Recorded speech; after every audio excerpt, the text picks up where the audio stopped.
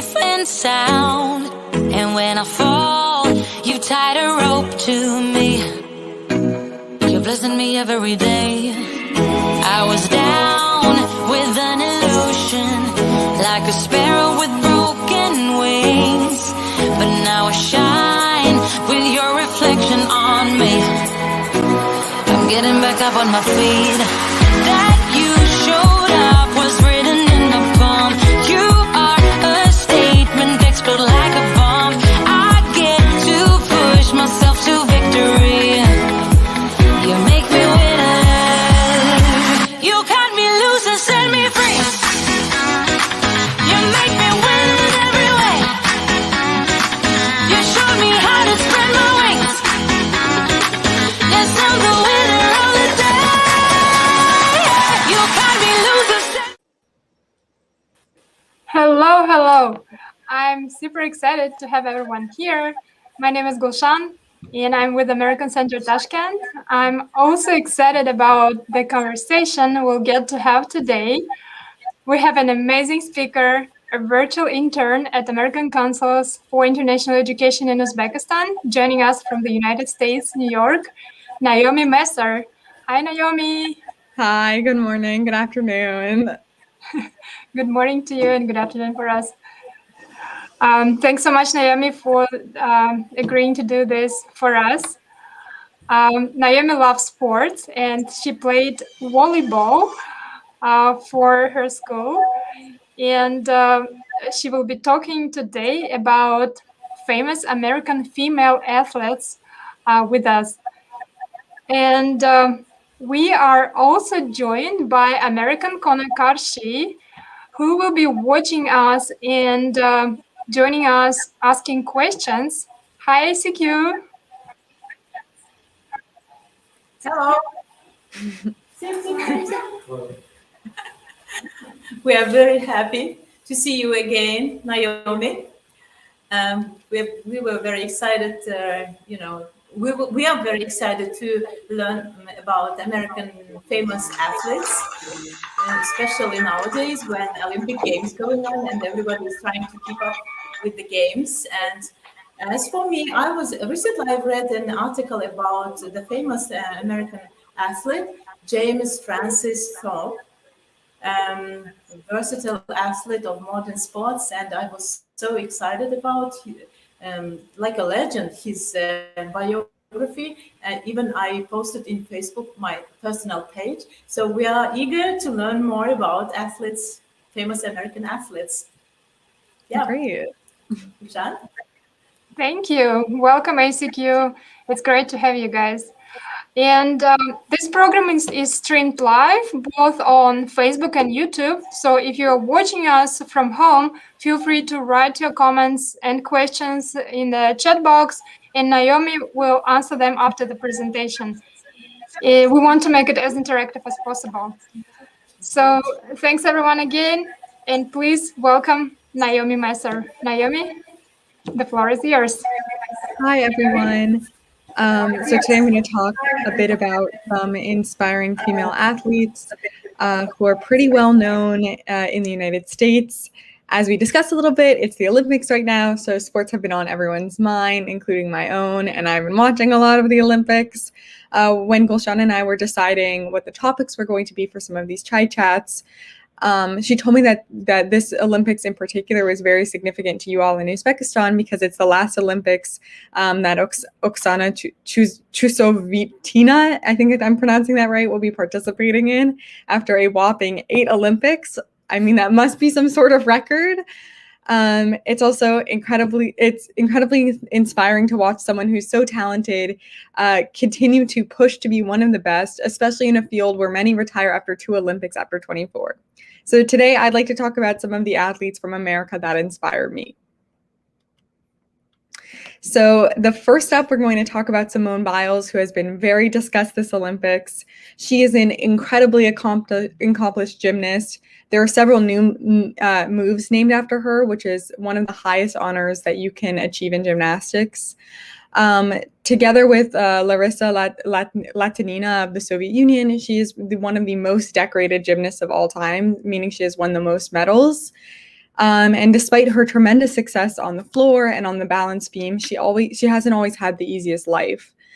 She lived in foster care in her childhood until she was adopted by her grandparents at 6. Her first Olympics was in 2016, which I actually remember very distinctly because there was so much press coverage about her, and overnight she became this gymnastics phenom when people started watching her perform. She got 4 gold and 1 bronze medal in Rio. And she participated again in this most recent Olympics, obtaining both a silver and a bronze medal, but she didn't compete as much as was anticipated due to mental health struggles. So I wanted to watch just a quick video of her performance. Hopefully it works. You will let me know if it doesn't.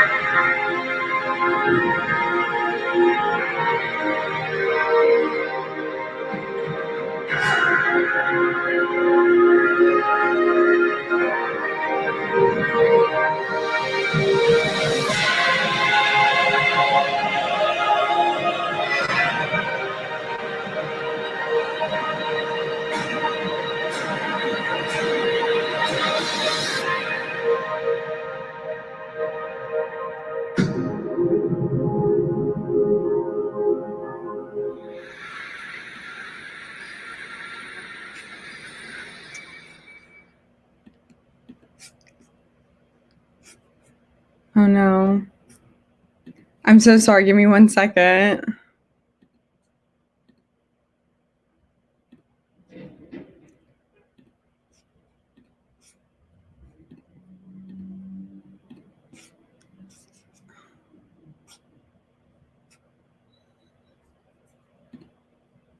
I really apologize. I'm having some technical problems.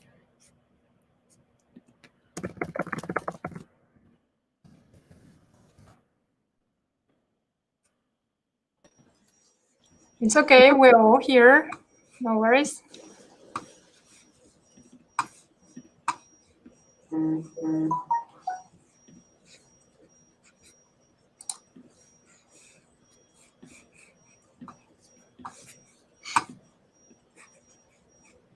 Here we go. There we go.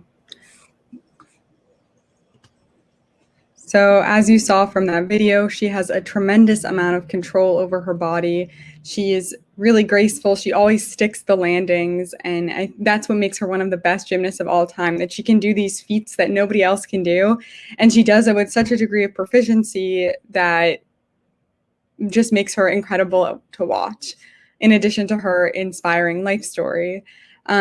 Even though it looks like this will probably be her last Olympics and she will be retiring from gymnastics soon, she will have an enduring legacy because of the technical advances she made, you know, the moves named after her, and because of her immense bravery. The next athlete I would like to talk about is Billie Jean King. She's probably one of the most famous female athletes alive today. Although she retired a really long time ago, she was a professional tennis player for many years in the 70s and 80s. And she was one of the best tennis players at the time she played. She won 8 Grand Slams and she ranked #1 at her peak. However, one of her most significant accomplishments was getting Americans to take women's sports seriously. In 1973, she played in the infamous Battle of the Sexes, where she, then 29, played against 55-year-old Bobby Riggs, who was a former professional tennis player, and he had publicly stated that women's tennis was so far inferior to men's tennis that even he, as a 55-year-old, could beat the best female tennis player. And Billie Jean King took him up on this bet and ultimately won the game. 50 million people watched as she defeated Bobby Riggs, and she showed a generation of women that they could play sports at high levels and as forces to be reckoned with. She also was one of the first paid female tennis players, and President Richard Nixon actually gave her a call when she reached $100,000 in sponsorship money. She inspired generations of women and young girls to take up tennis, as well as many other sports, by demonstrating to the world that women could engage in traditionally male activities and perform just as well, if not better, than men.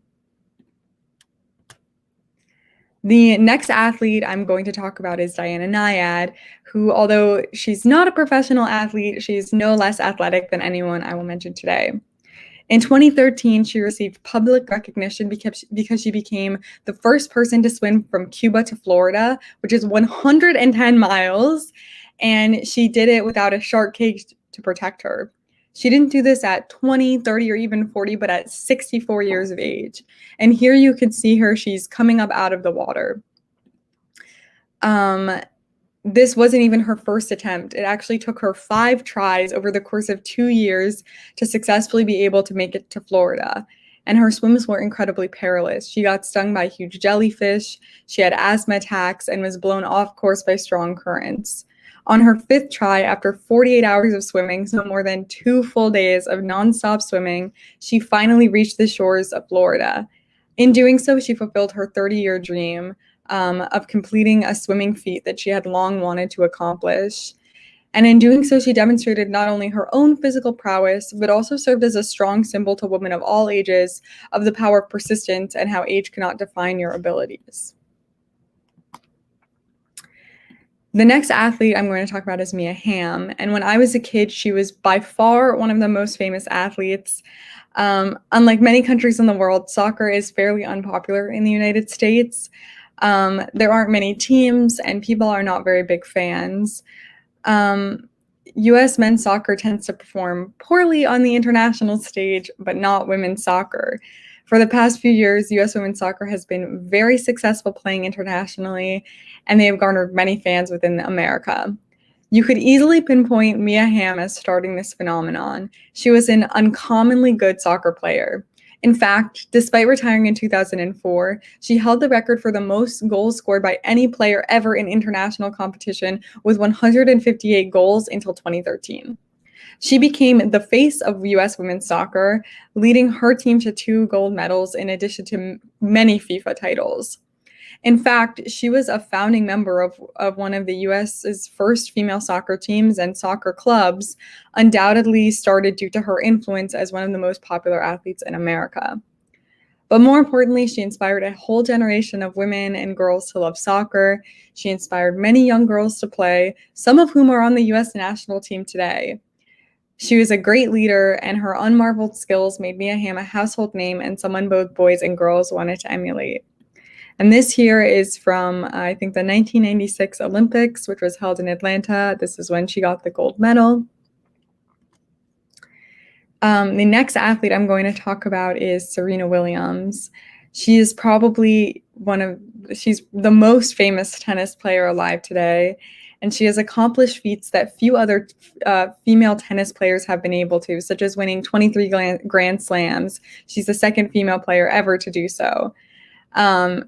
She has also been ranked #1 a number of times.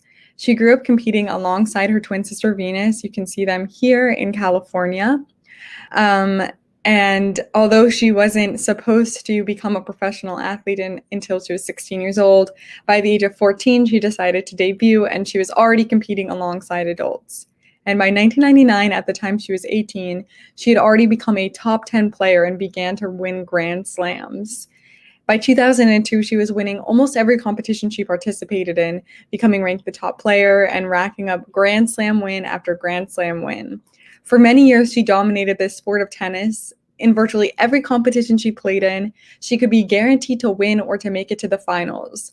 Commentators and competitors note that her drive and skill make her one of the best tennis players alive. In fact, Roger Federer said that she was likely the greatest of all time, possibly even better than him. She is an exceptionally good player who plays with a lot of force, and her quick movements make her fascinating to watch. As you can see here, she's also a mother. Here's her with her daughter. She took a maternity leave from tennis after she gave birth to her daughter, but she had a really difficult pregnancy, and since she's come back, she hasn't been the same player.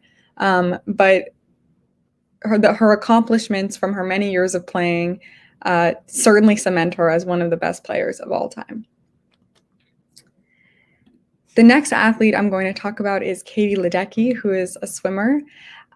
She has earned 7 gold medals, which is more than any female athlete, any female swimmer. And her skill at the sport is almost difficult to comprehend. If you look at the record times for women, she absolutely dominates. Like, for example, for the 800-meter swim, she has the 24 fastest times out of 24. If you look at the top 24 times, they're all her. For the 400-meter race, she has the top 12 out of 14 times. And in a sport like swimming, where a nanosecond can determine the difference between gold and silver, she's changed the game because she wins by such significant margins. She's a really, really dedicated swimmer. Her coaches claim that her success is due to the thousands of hours she has logged in and the thousands of yards she has swam in grueling practices. And as I was reading up on her, I read something pretty interesting, which is that she's not really a natural athlete. One of her early coaches says that even though she had already won an Olympic medal, she didn't know how to do a pull-up and wasn't very muscular, especially when you compare her to someone like Michael Phelps, who's known for having really big arms and a really long wingspan and huge feet, which make it really easy for him to propel himself in the water and make him sort of a natural athlete. She doesn't really have that.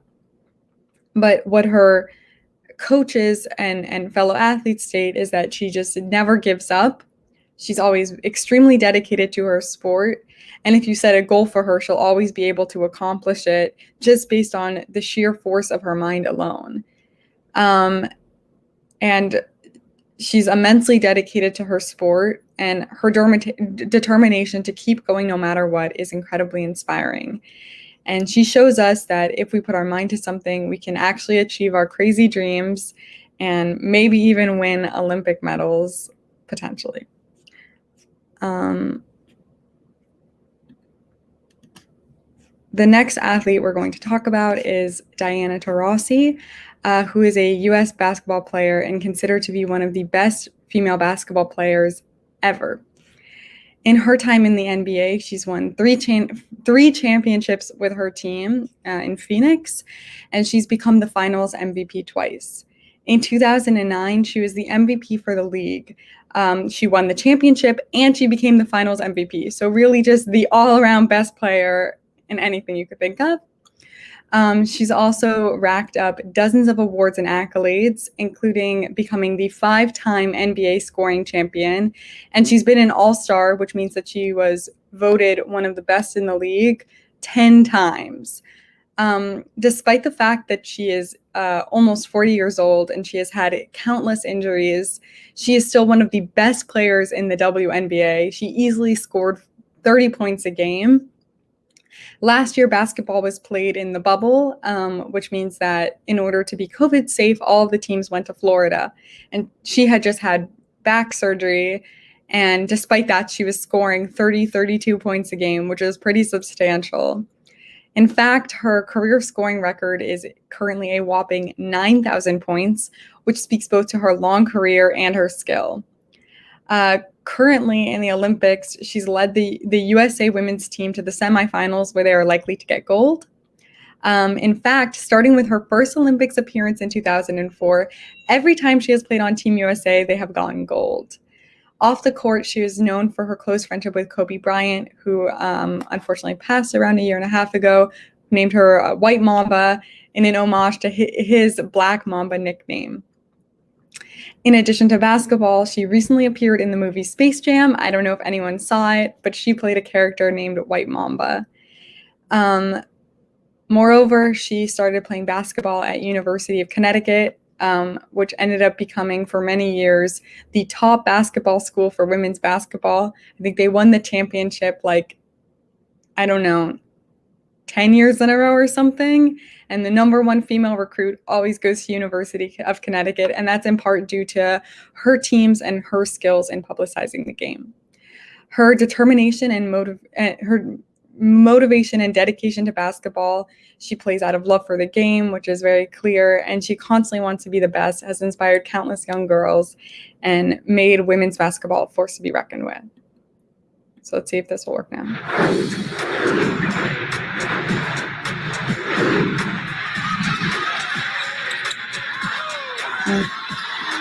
All right. it's a little too difficult to see. I'm sorry.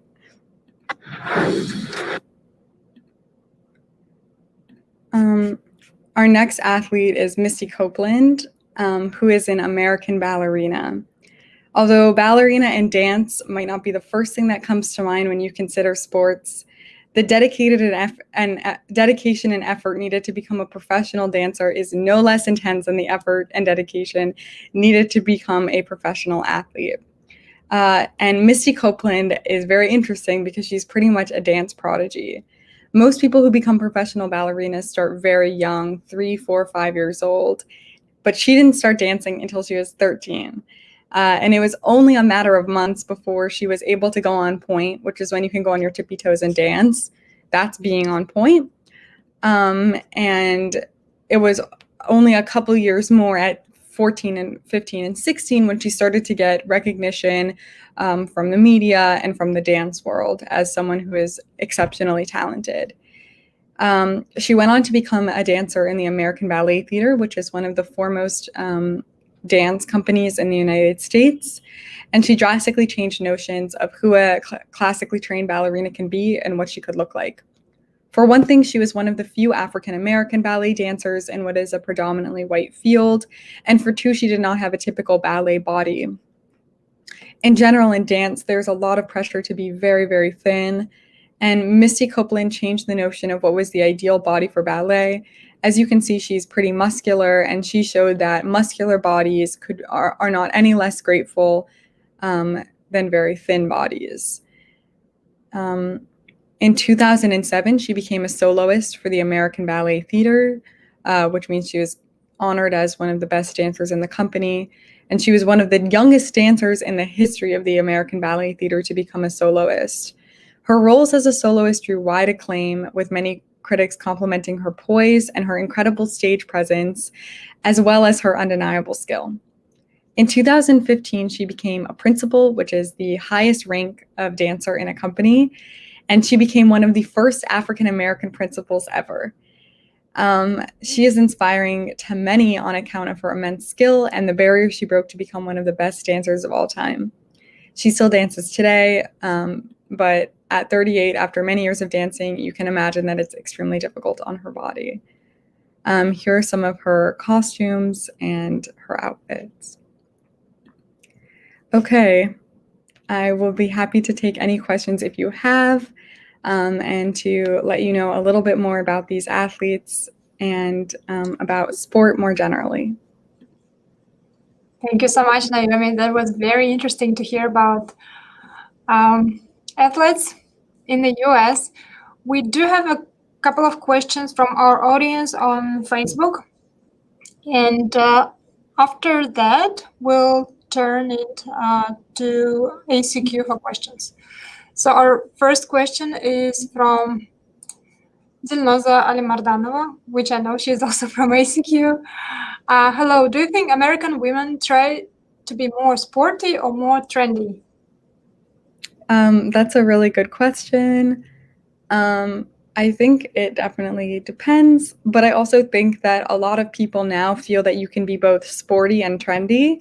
There were last year for the WNBA, they put up ads all over the city where they showed the female basketball players wearing really cool outfits and like being extremely trendy, but they're also very sporty and very talented. And I think you can be both. You can be someone who plays at a very high level and enjoys being an athlete, but also likes getting dressed or wearing certain types of clothes or things like that. Mm-hmm. Thank you.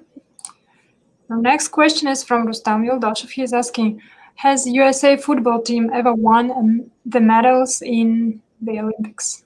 The American football team or like soccer? If it's American football, no, American football is not in the Olympics. If it's other football, soccer, I know the women's team wins pretty regularly. I don't know. I don't think the men's team has won.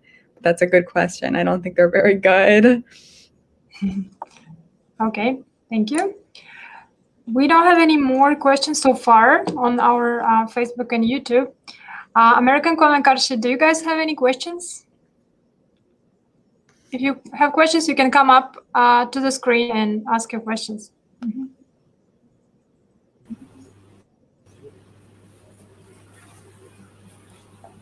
Hello, Naomi.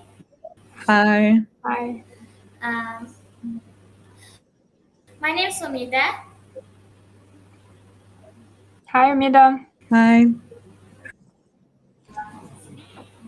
My name is Sumida. As a any as a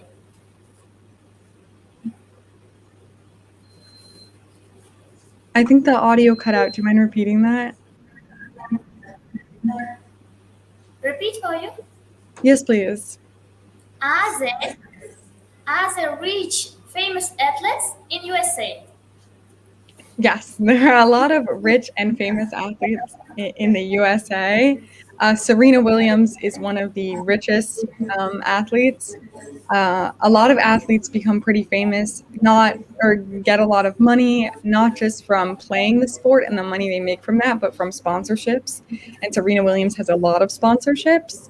I think she might be one of the highest paid female athletes. There's also LeBron James. I don't know if you heard about him. He's a basketball player, and he's very famous and very wealthy. Um, there's also Tom Brady, who's an American football player who's pretty well known. But there are definitely rich athletes. Thank you. Of course. for your information.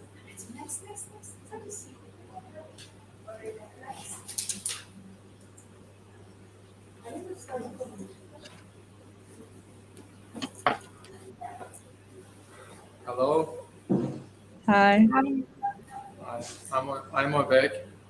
So you have given a lot of interesting information about American Olympic sports.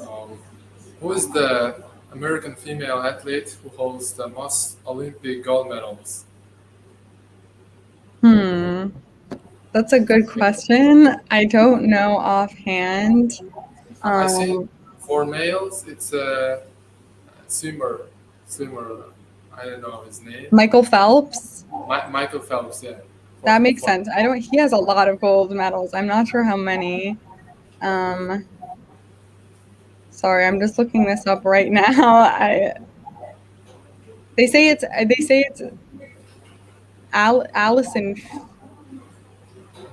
Allison Felix maybe might have the most gold medals. She's an American runner, but I don't know offhand. I would have to look into that more. Thank you. Yeah, sorry.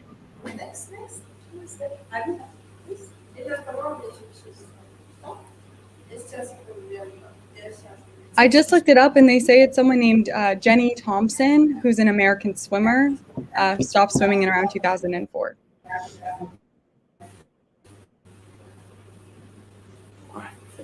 Hi, thank you a lot for your speech. It was really interesting. And you've told about two female tennis players of the United States. And actually, I know about Serena Williams. I know her. And my question is tennis also popular among men in the United States? Among men in the United States? Is it popular type of sport in the United States among men? Table tennis or regular tennis? No, big tennis. No. Big tennis, is it popular? I would say that it's fairly popular. It's definitely not one of them. Like, I would say that football and basketball are definitely the most watched. But tennis is still very popular, and it's also a sport where there are a lot of great female athletes who can accomplish really significant feats, like Serena Williams, her sister, and others. So it is definitely pretty well watched, or Naomi Osaka, who's recently been playing. It's definitely pretty well watched. I don't know if it's the most popular, but people definitely know a lot about the tennis players who do very well, especially the American ones. Thanks a lot. Just want to say that my generation knows several American female tennis players, but not male tennis players, top tennis players. So That so that I one. guess, I mean, I'm now that I'm thinking about it, I also can't think of any famous American male tennis players. I can think of, Roger Federer, um, or other male tennis, or like Rafael Nadal, but it's very difficult to think. I guess it must be more popular amongst women to play in America than men, which is interesting. I didn't. Thank you for pointing that out to me. I didn't realize. Okay, thanks a lot. Thanks so much, ACQ. So we had 3 questions just as we agreed. Okay. Sorry. One more Hi, question. my name is Arina. I have a question for now. Naomi, do you know where the Olympic Committee in the U.S. Located? In which state? I think it's located in Washington, D.C., but the Olympics, from what I can understand, in most countries, the Olympics is funded by the government. In the United States, it's privately funded, so it's pretty separated, and trials are held in a different place every single year based on the sport. So I think it's pretty spread out, although I think it is headquartered in DC, but my guess is that there are not that many athletes who end up going to the actual headquarters. You just go to wherever the competition is. Okay, thank you. Of course. Thank you, ACQ. We're switching to our questions on YouTube and Facebook, but we'll come back to you guys. So our question from Facebook. Thanks so much. Too into athletics. What can you tell about Alison Felix? Now Sure. she's an Olympics. So she is a runner, and she's incredibly accomplished. She's won a lot of world championships and gold medals. But what she's become, one of the things that she's become most known for is that in addition to being an Olympian, she's also a mother. And she was sponsored by Nike for a long time. And she actually wrote this whole long article shortly after she gave birth, talking about how Nike had tried to drop her sponsorship and had implied that because she had given birth, she was not going to be as good of an athlete. And she recently partnered with another fitness company. And one thing that she's done in this Olympics is showcase female athletes who are mothers and Olympians, and provided them with some like a money or like a prize or something so that they can make sure that their kids are taken care of while they're performing in the Olympics. And she's shown that you can be an extremely talented and extremely gifted athlete and perform at the highest levels, and also be a mother. So she's a big inspiration to a lot of women. Thank you. Next question is from Aziza Takhanova. You mentioned Katie Ledecky and other prominent athletes along with their major achievements. What is one of your greatest achievements in life? And second, what would you like to achieve in the future? That's a good question, Aziza. I would like to hear what you would like to achieve in life, and what you would like to achieve in the future. What is one of my greatest accomplishments in life? It's probably getting into college, although, of course, there are a lot of little accomplishments that lead up to that, and a lot of accomplishments I've had in college. I think that's my greatest achievements. And what would I like to achieve in the future? I think I would like to work for the State Department, and so I would like to be a Foreign Service officer, maybe. I don't know if that answers your question. I was not expecting to talk about myself. Thank you. Okay, question from Ulubek Saifulaev. Why Michael Phelps not competing in 2020? Anything to do with his lies in Rio? So I think he's not competing this year because he's already getting pretty old. I think he's close to 40, and he's been swimming for a really long time, and I think it was just a natural retiring point for him. He had a great Olympics in 2016, and he went on top. And I think he just did not feel like getting back into the pool because the time was done. In terms of, I don't think he was the one who lied in Rio. I think that's Ryan Lochte, who's not in this Olympics. I think some athletes lied about being robbed or something really terrible and awful. But I don't think he was involved in that group. So I think him not participating in the Olympics has a lot more to do with his age and his really long career and wanting to give other people a chance, and less to do with anything nefarious. Thank you. Question from SHI. What do you think, which sport is the most interesting? I really like watching basketball. That's my personal favorite sport, and I'm going to do a presentation on basketball, I think, in 2 weeks. So you can come and listen to me talk about it.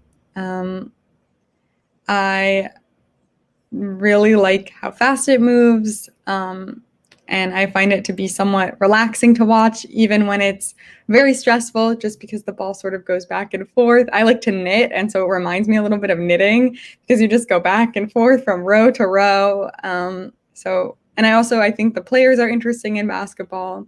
So if you want to hear me talk about the most interesting sport, come back in 2 weeks. Thank you.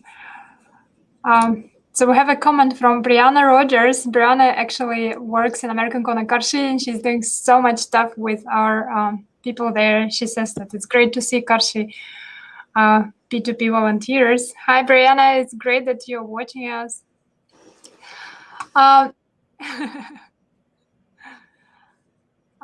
So ACQ, do you guys have any questions?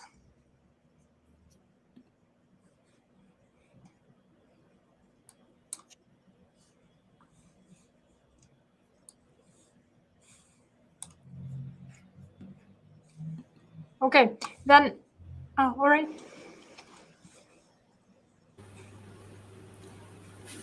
Hello, my name is Sarminos.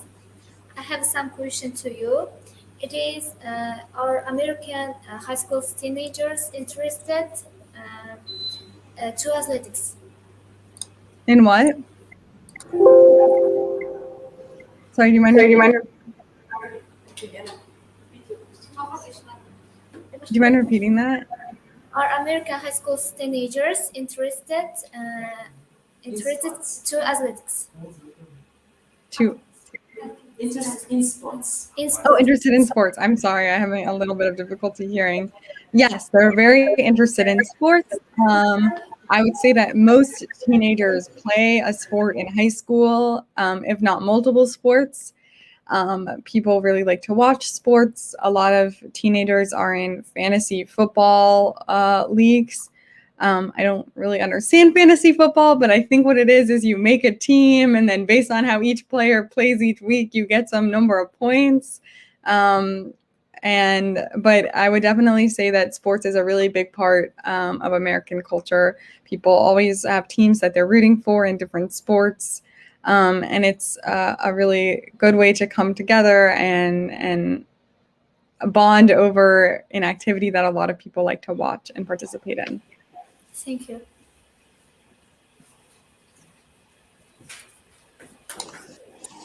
Thank you for your question. Anyone else?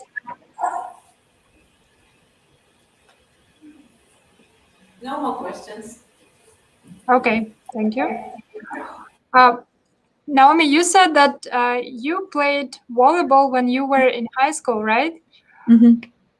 Did you choose it yourself, or do high school students have a choice of which sport they want to play in the US? Can you please tell us about that a little bit?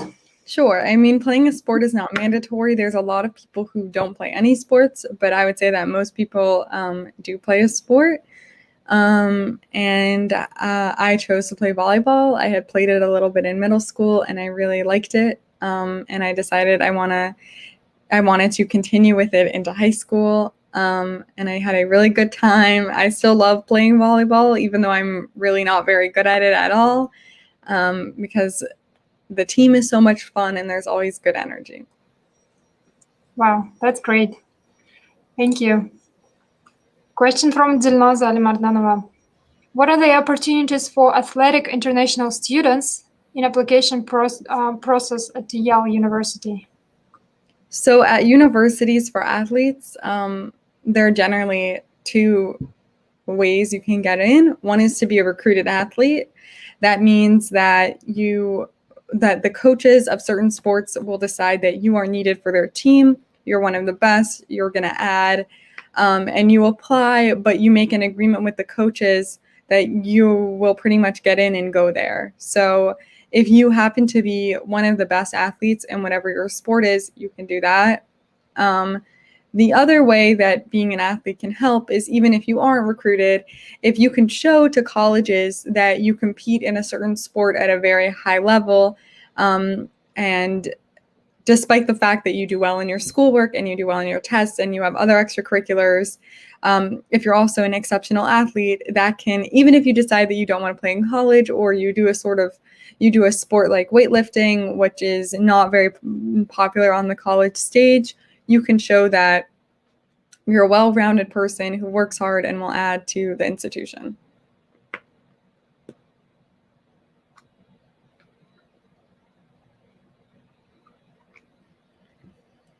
Oh, I can't hear you.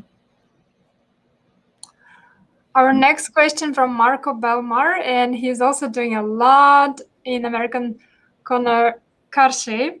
He's asking, how important is nutrition to reach a high level of performance? My understanding is nutrition is extremely important.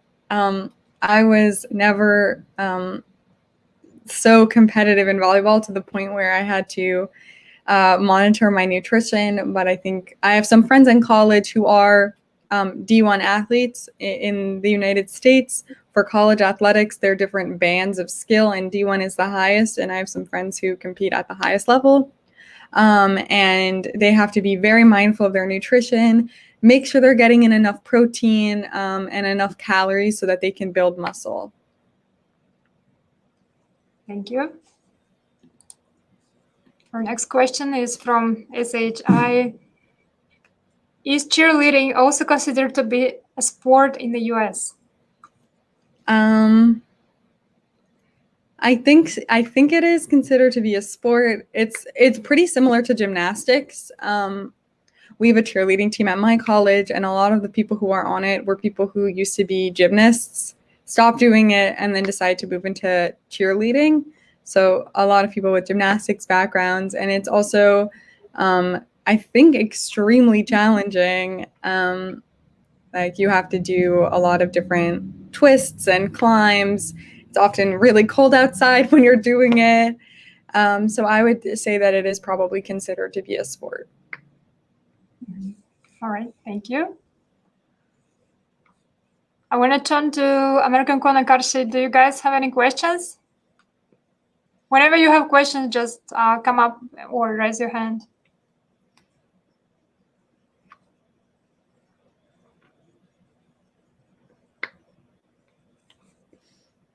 Kamala, my question about teenage athletes. Can you tell us about teenage athletes? Sure. I mean, there are athletes like myself who, I mean, it would be a stretch to call an athlete people who are in high school and they just play the sport for fun. And then there are also people who are like some of the women I presented on today, who are clearly going to become professional athletes or achieve some high level of skill. And for them, their lives are very different.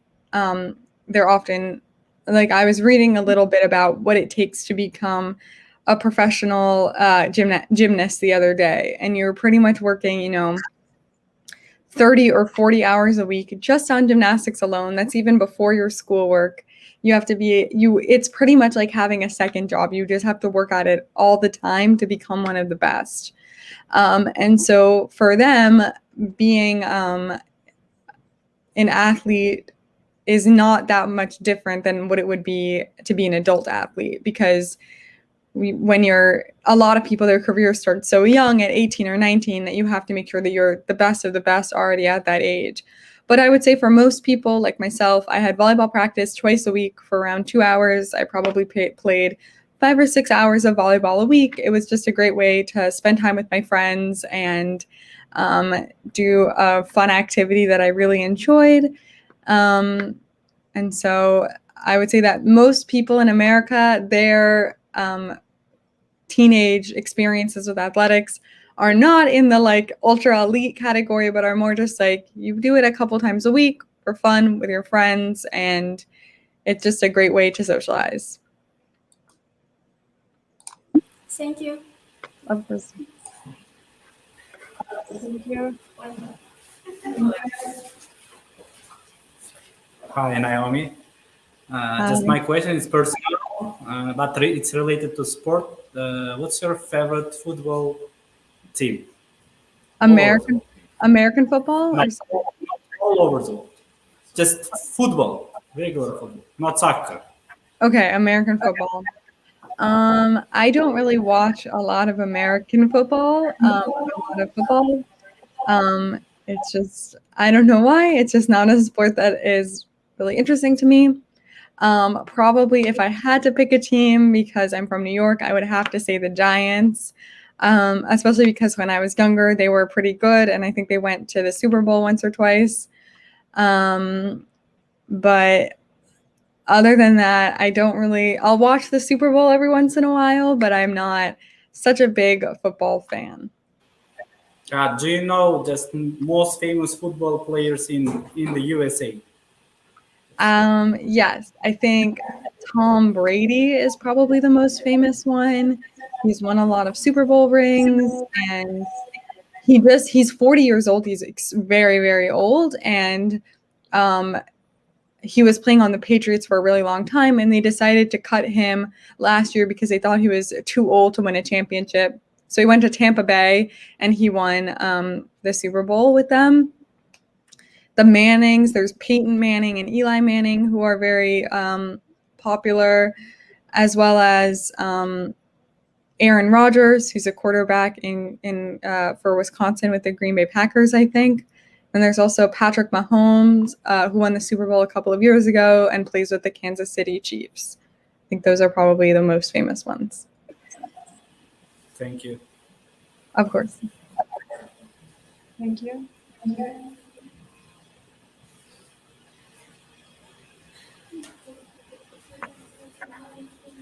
No more questions, Usha? Okay, thank you. Naomi, can you tell us about the sports facilities for students at your university? Do you guys have a gym, or how it works in the USA? Sure. We actually have one of the biggest gyms at Yale. I think it's the second largest gym in the United States for college athletes. It's like 8 floors. They have anything you could think of. They have like a golf simulator, so you can go and play like a small game of golf inside on a little like field of grass. Yeah, it's pretty cool. I've never done it. There's also a really big Olympic-sized swimming pool.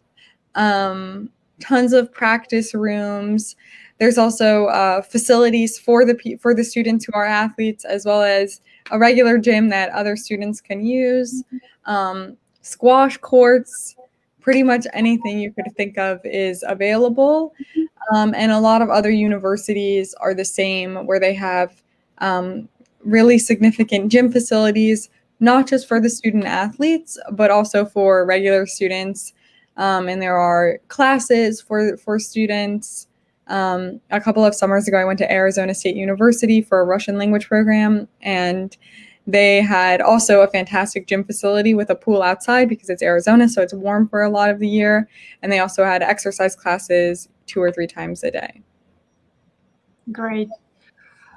Thank you. So I just received a message from our public diplomacy officer, and she said if we're still having our chat, a U.S. track athlete just won her 10th medal. Oh, wow. It's Allison Felix, who we just talked about. I think that is, so then she is the most decorated American female athlete, just to answer that earlier question.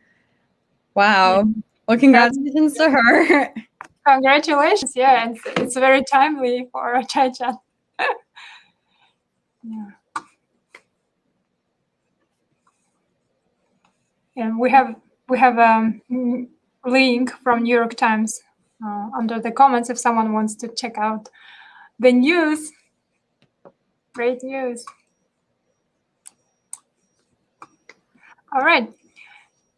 Naomi, one more question from me, and then if ACQ, you guys have anything, please go ahead and come up to the screen. Are there any, does the university help students who are in athletics, who are representing university as sports people? Sure. Well, there's a good amount of support that's provided. There are actually a lot of debates about this in the United States. Some people think that college athletes should be compensated. For a very long time in professional athletics, you are required to spend 1 year doing collegiate athletics, and then you could go on to play professional athletics, which sounds good, but the issue with that is you don't get any money, and the school sometimes can make a lot of money off of your likeness or appearance.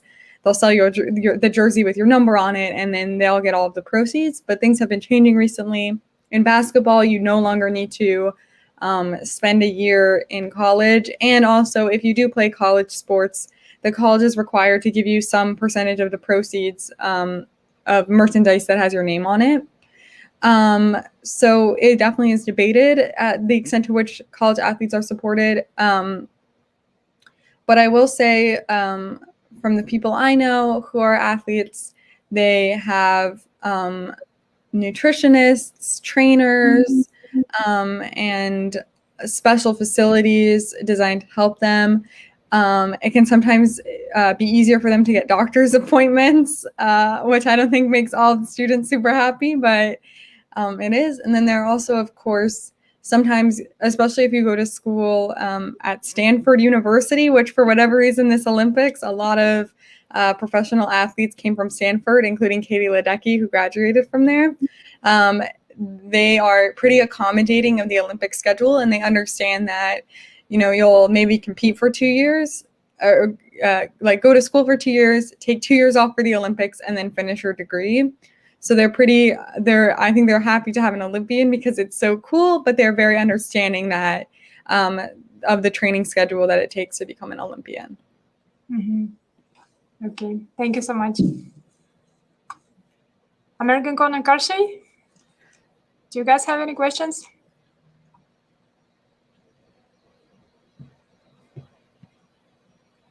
No?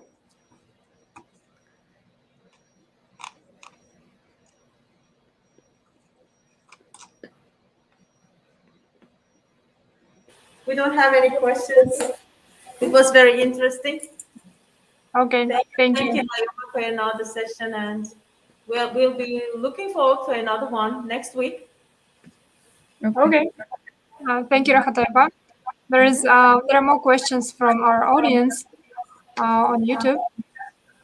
Azize Atahanova is asking, are there any programs aimed at helping international athletes participate in competitions or sports events which take place in the US? Maybe there are some specific committees for this. Have you heard about anything like that? I don't know about specific committees. I do know that there are a lot of foreign athletes who end up going to university in the United States. For example, rowing, a lot of people come from England, New Zealand, Australia. Or for water polo, a lot of people come from Hungary and places like that. I'm not really sure why, but I don't know if there's an infrastructure in place to bring international athletes for competition. My guess is just if you are that good, you'll just sort of get invited to partake in the competition. There might be some sort of organizations for people who are not professional, but I don't know of any offhand. Do you know of any, Sean? No, I don't know anything about them, unfortunately. Naomi, since you are from New York, what is the most popular sport in New York? I think that the most popular sport is basketball. A lot of people like to watch it. Unfortunately, the New York basketball team, the Knicks, or at least the one that most people in New York are fans of, tend to be pretty bad, unfortunately. Most years they're not very good. And it's always very upsetting for New York basketball fans that their team seems to be very bad every single year.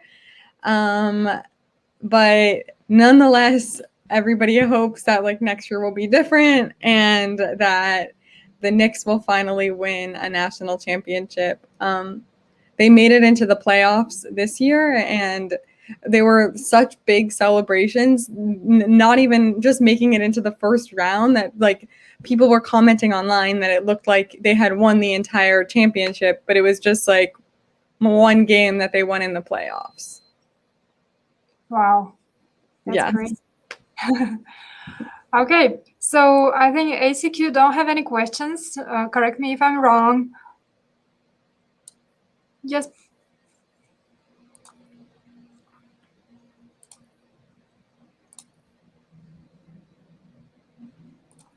You guys chose to, can you unmute yourself, please? Hello, Naomi. My name is Khadija, and I have a question for you. When you are doing sport, is it difficult to get grades? To do well in The school, you mean? grades, yes. Yes. Again, it depends a little bit. I would say in high school in general, if you're doing your sport at the level that most high school students do it at, which is to say like a commitment of probably less than 10 hours a week, no, it's not particularly difficult to keep up your grades. But if you are looking to go to a college program, or you are in a college program, yes, it can be extremely hard to keep up your grades. There, you can have practices, almost every single day for a couple hours a day, waking up at like 6 a.m. to work out, and it can sort of feel like doing, I think from what I've heard from my friends, it can feel like you're doing two jobs at once, that you're both a student and an athlete. So it definitely is not the easiest to compete at a very high level, but also keep your grades up. Okay, thank you very much. Thank you.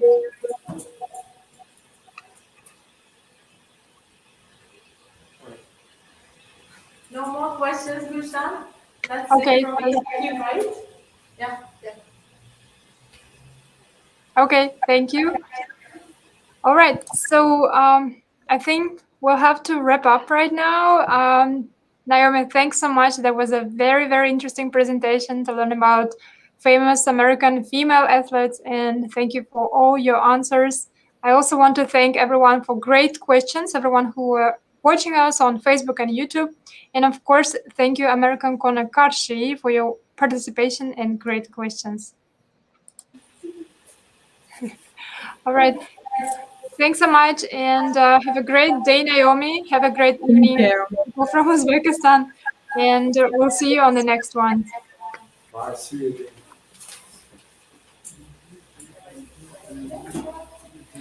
Thank you. Bye. Have a nice evening.